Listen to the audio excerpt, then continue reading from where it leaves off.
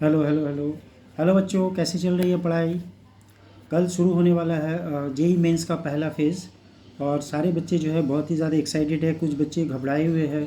बहुत सारे बच्चे मुझे टेक्स्ट कर रहे हैं और पूछ रहे हैं सर काफ़ी डर लग रहा है, कल क्या होने वाला है, क्वेश्चन कैसे आएगा।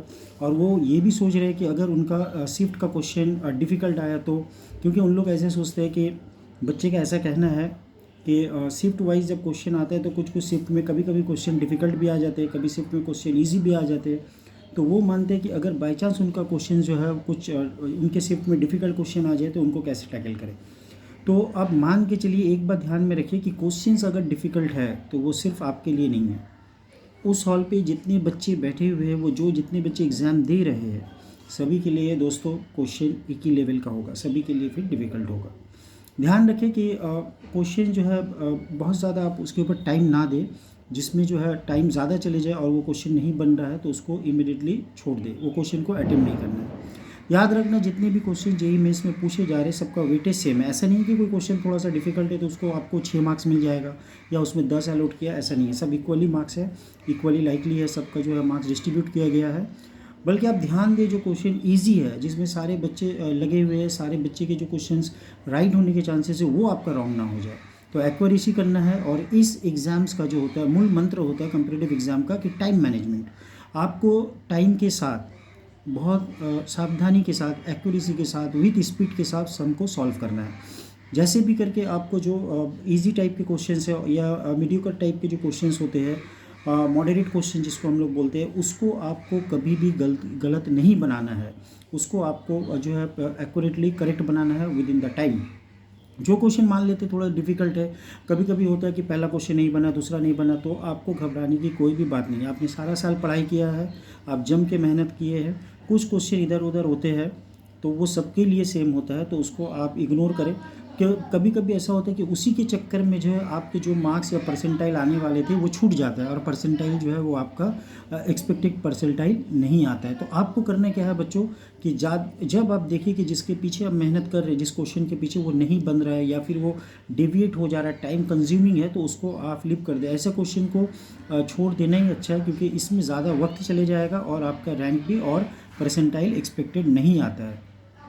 और अभी टाइम बहुत ही कम है। आप मान के चलिए कि आपके पास अब 1 आवर 1 डे भी नहीं है, एग्जैक्टली 24 आवर्स, उससे भी कम टाइम बच गया आपके लिए।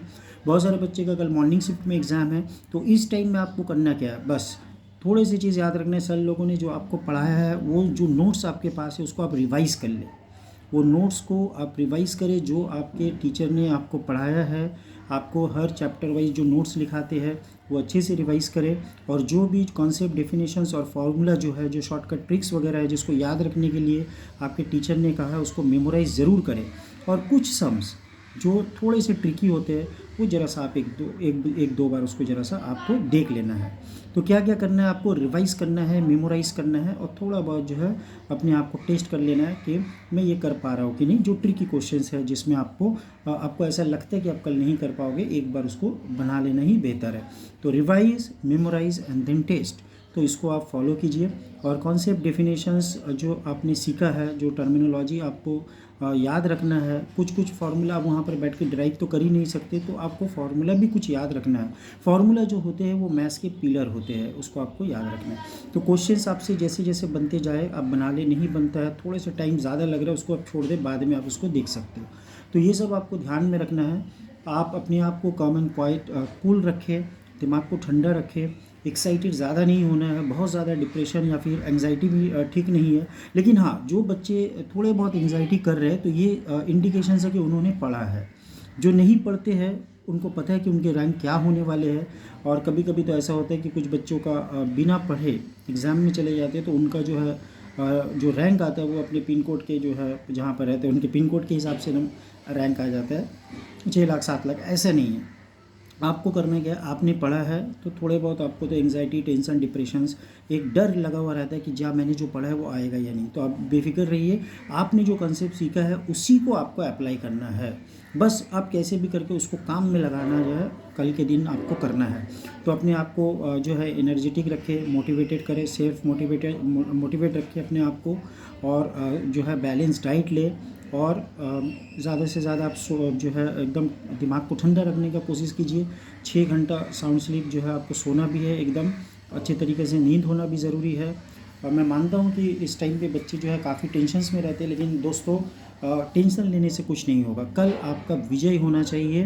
कल आप जो है जो भी आप प्रैक्टिस किए हैं और जो आपके माता पिता के आशीर्वाद आपके साथ है, भगवान का सपोर्ट आपके साथ होता है और आप बेफिक्र अच्छे मेंटालिटी के साथ और अच्छे दिमाग के साथ और एक पॉजिटिव एनर्जी के साथ, एक पॉजिटिव वाइब्रेशंस के साथ आप एग्ज़ाम हॉल में एंटर कीजिए कि हाँ, मुझे ये जंग को जीतना है, ठीक है ना। और फतेह आपकी होगी, जीत आपकी होगी, ठीक है ना, क्योंकि डर के आगे ही जीत है।